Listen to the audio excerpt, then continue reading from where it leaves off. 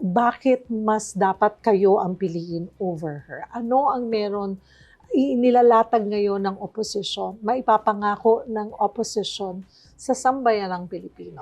I think yung maipapangako ng isang united opposition candidate is something new, something better.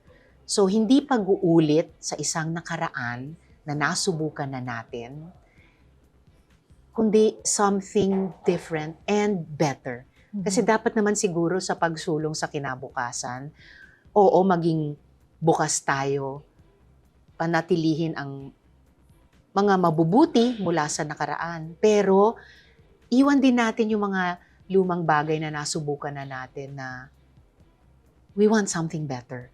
At yun yung ika-craft ng opposition. Ano yung something new, something different, something much better than we have experienced in the past. Yung may tunay na compassion, malasakit. Importante Sa bansa. yung pagmamalasakit sa bawat kababayan. Isama natin yung strength na binanggit mo kanina kasi kailangan malalakas tayong lahat at malalakas yung mga leader natin para bakahin yung napakaraming mabibigat na hamon. Kailangan magpoprotekta kasi deserve naman ng ating mga kababayan to feel secure, to feel safe. And ayun, something better para mapalakas pa rin yung pag-asa natin. Poprotektahan mo ba kami? Oo naman! Ayun.